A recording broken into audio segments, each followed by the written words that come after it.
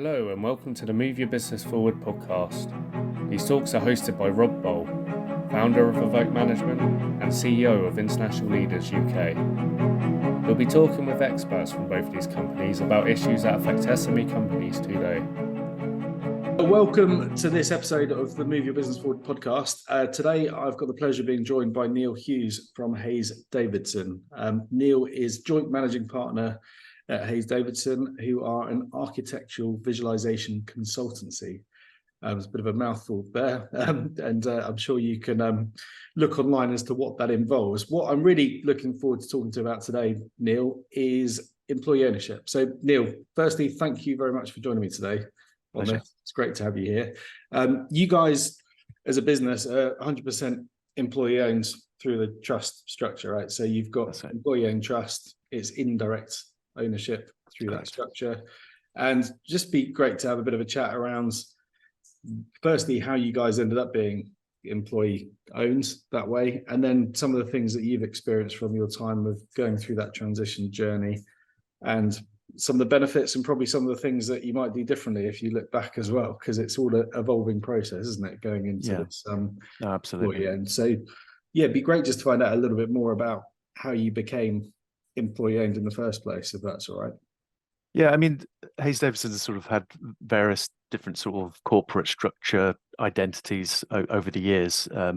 Your typical limited companies, etc. But I think it was in 2010 we converted to an LLP, and that was the first sort of step by Alan Davidson, our founder, to sort of start to maybe share a little bit more profit around.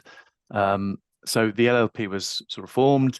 It didn't seem to really get that traction of what we wanted to achieve. Really, we sort of saw lots of more partners joining at different times, and maybe it was just timing or not too sure. And unfortunately, in around sort of 2012, 2013, Alan was diagnosed with motor neuron disease, and therefore he knew he had limited time. And I think what that did, it really focused his mind on what he wanted for the company going forward. And at the time, employee ownership wasn't all that well known. It wasn't as popular as it is today. But he was exploring all different possibilities. But I think ultimately, through sort of legacy, he wanted Hayes Davidson to continue as Hayes Davidson and not change anyway. So the right people who can do that are the people who currently work for the business. So that sort of made sense. So yeah, he explored employee ownership. He went to one of the conferences before at the EOA to see what it was all about, and I think that sort of made up his mind that this was the right way to go. Probably he wanted to probably give it even more thought around that, but what precipitated the move was the 2014 Finance Act, when suddenly LLPs weren't allowed to retain excess profits, which they typically do in a sort of corporate member partner, and they were just retained through there. So that sort of changed overnight, and so we pretty much had to change overnight. But it took Alan about 9 months to do the whole transition to an employee ownership, and we became employee owned in January 2015. And I mean, it was very I think it was greeted with lots of enthusiasm from the team. Everyone was like, oh well, this is new, a little bit, what does this mean? But I think everyone sort of embraced it. I became managing partner at that time, so a lot was left for me to sort of really make employee ownership come to life a little bit. So were you involved before that in terms of some of the planning? Because I think often what founders struggle with is what route to go down, and there's part of the discussion they have sometimes in their own space is, what am I going to do before you share it with other people in the business? So what stage were you and other employees aware of this was on the cards or an option? I mean, probably the more senior we're involved at a more sort of, more detailed level. Yeah. We were sort of sending out little communiques to the team to sort of prepare them. But I think because now with, post 2014, the EOA that exists, and it really supports a lot of employee-owned businesses, and the resources that come from that, and all the advisors who are around now, but that didn't really exist around 2014. So we really didn't have all that, and so we had to sort of make it up ourselves as to what employee ownership meant. We knew the ethos around it, and it's around sort of transparency and more engagement with the team, and the potential of reward as well. So it was a little bit left for me.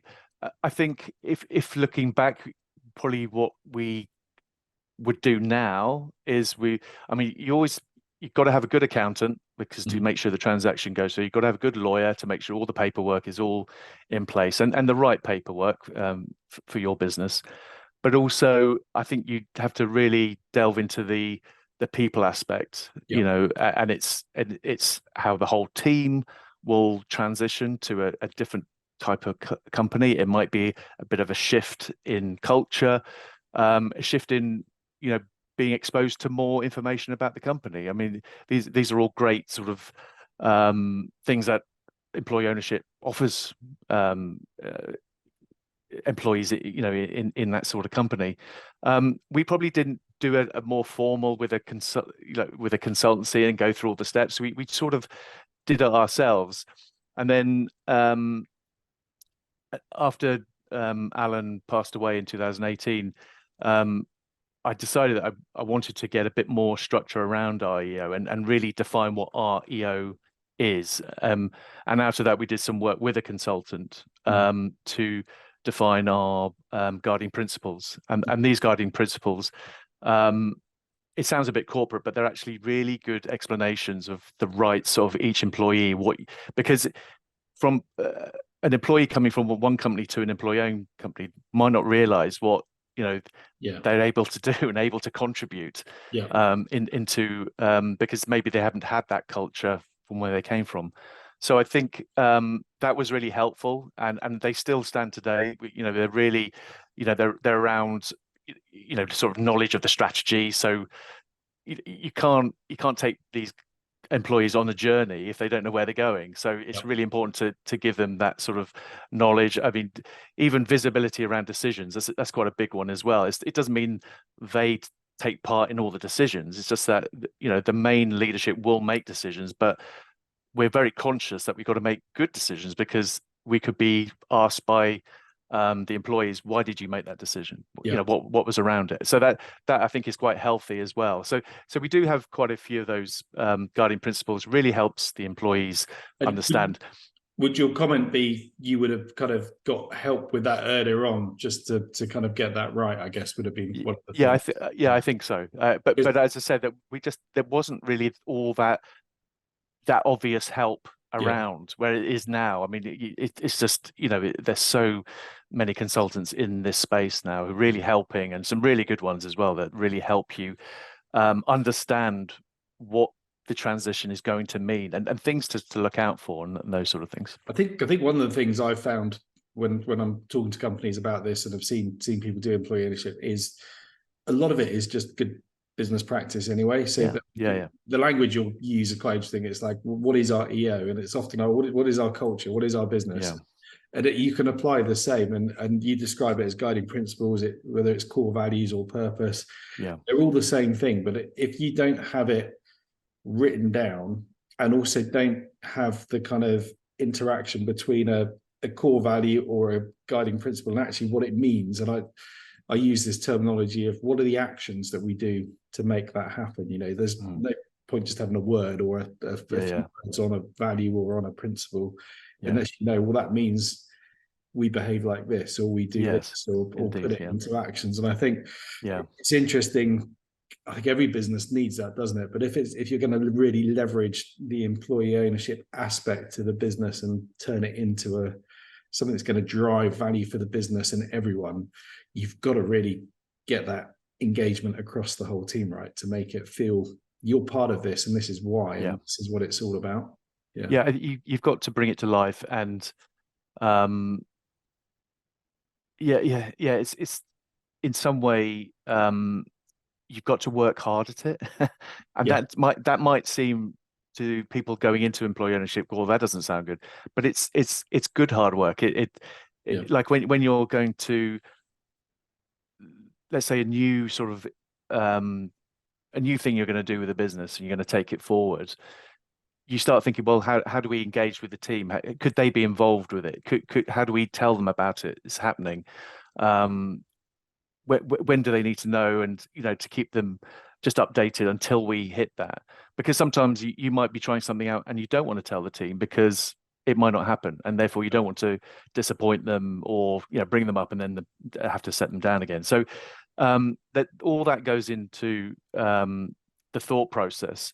I mean, in terms of Hayes Davidson, as I said, my key headings are transparency, engagement, and reward. In terms of transparency, we update the team quite regularly, actually. Every Monday morning we have a team meeting, but within that there's a sort of leadership update. So, and they're done on a sort of rotation basis. So every month you'll have one business update from me. There'll be 2 art updates from the art directors, and there'll be some new business and comms updates. So every Monday they get a little snippet of what the business is doing, but not the same thing. It's a different. Yeah. So and just to say these are the new areas, and we're doing this, and this is we've won this, and it's in some way it's really making sure that they're understanding the successes of their hard work, which is really important. But also you do sometimes have to just tell them about the challenges we might be going through. And that could be quite new to people, suddenly being exposed to that sort of level of information. But I think the way you communicate with the team, you have to think about that as well and make it as simple as possible. Don't patronize, but don't overcomplicate. And you do have to try and find a balance with that. In terms of engagement, I think what we try and do in a lot of the different strategies we have within the business, we do generate lots of little work groups, but they're not all at senior level. That they do have a mixture of all levels in those groups, which actually is great, because not all the great ideas come from the top. A lot of them come from all different levels. So so that's really important with Hayes Davidson, that those who have enthusiasm and got something to offer, they can be part of those groups, and ultimately they'll be putting something together which might be a proposal that they can send to the leadership and say, look, this is what we want to do, this is how much it's going to cost, and this is the outcome. And that for us is just it's brilliant. It's to hear that it's wonderful. And then the reward is having a profit share that is probably more meaningful than bonuses is great, because then people see that there's that's the reward, the fruits of all their labor. They're getting something out of it, and also they also understand that when it's tougher times, and we've been through pandemic, they didn't get that, but they understand it, because it's, you have to take the rough with the smooth. But in terms of engagement with this across the business, how many employees have you got right now? We're about 30, but we sort of fluctuate a bit up and down, but with freelancers and things like that, depending on the amount of work that's coming through. But it's around the sort of 30 mark. What percentage of that do you think are actively involved with employee ownership, or is it 100%? You think get involved in some capacity? I think 100%, because they're all kept informed, but you can see the enthusiasm throughout the team. I would say that everybody in the studio is involved in some group or another, which actually brings some benefit to the studio. Is that a kind of mandatory thing, or would you just suck people into these groups because they want to? I think what you do, you headline what the group's all about, and that in itself can be the most exciting thing. Go, I want to be part of that. And some of them are quite, in some respects, a little bit self-developing, like our EDI group. We've got an EDI group that's running, and I mean, I'm sort of there as the only member of the leadership, but these guys are just going through that. What does EDI stand for in your business? Equality, diversity, and inclusion. Okay, yeah, and so it's quite important to us that that we do have the right conversations around it. So and what we're trying to do, because again, a lot of these groups came out of 2020 with the Black Lives Matters, and it was a big moment for us to think, well, how do we actually approach this? And what we really understood was just an impossible subject to either dive into or try and grapple with. So we just started with a conversation, and it was anybody who just felt they wanted something to offer, we just have a conversation. And out of that, it wasn't led by the leadership saying we need to do something. It was led by the employees going, can we do this? Can we do that? And one of the great initiatives that they're really want to pursue, and it's so incredibly positive, is what we do day to day is we create images which represent different areas of the world, London, New York, wherever.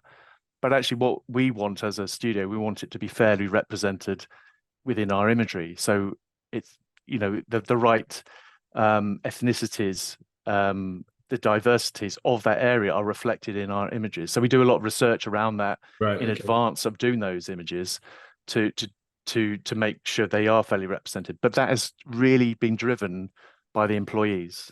And I guess also that's something that translates into how you talk to clients and differentiate yourself. Yeah. This is really important to us, as we think it should be to everyone, and this is just an extra part of what we do. Yeah, so indeed. You're converting that into something that business is actually kind of pushing out the front door, as this is what we do.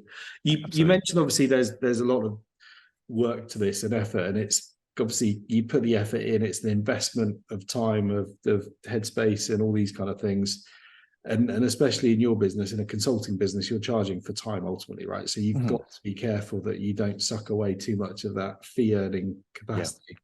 So someone listening to this thinking, this all sounds great, but physically the business can't do that, we haven't got enough time, or it's going to suck our profit margin or suck our ability to build. And for me, I get you've got to invest in these things, and then you've got to make sure it works and happens. So anyone thinking this is too much, or the business shouldn't be able to afford or can't afford to do this, what would you say to them?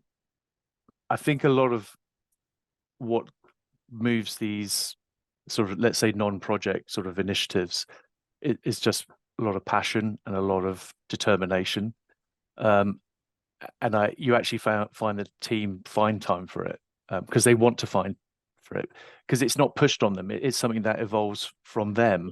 So it's they want it to work. They want it to happen. We do allocate. When we look at the capacity of the team, we do allocate some non-project time to all our team. It's not just a few. Everybody has a little bit of non-project time, which could be spent in innovation, could be spent in other work groups, which are really positive to what we do as a studio, be it charitable events and other things, because we like to support charity as well. So I think if you're really worrying about that, maybe you're just not doing the things that people really want to do. Maybe you're dragging people along. I think that's where the great thing about employee ownership is to really listen to what everybody's got to say. And it might be someone who's the most junior might come up with the most cracking idea that actually everyone just folloes behind. And you're just really opening up a mechanism for those voices to be heard, which is the important thing. And just kind of, I mean, this is all really interesting, and I'm keen to just grab a couple of final thoughts and observations from this. So you mentioned a couple of things that are important around guiding principles, and it sounds like the ability to get the team just to embrace all of this stuff means you're not sucking people out of their day jobs to do things they're forced to do, which is a real skill. How do you measure that this is working or this is worthwhile? You're a finance guy, kind of at heart, right? We're both both accountants in our kind of previous Yeah. lives. How do you measure this in terms of output and success? Well, we do survey our team, so and that's quite an important factor of being an employee-owned business. You need to understand how everyone's feeling about things, and surveys don't have to be, a 60-page, loads of questions. It could be specific to a specific subject, and therefore you can just concentrate. Like when we went to pandemic, it was all about how was everyone feeling, and and actually the first survey we did, the biggest thing that most people were worried about was their IT, because because it was just things were dropping out and whatever, and that was causing them the stress. So that's the thing we fixed straight away, got on top of it. Further down the line, it was more to do with security and all those sort of things. So actually, surveying, you get a good feedback as to how people are feeling.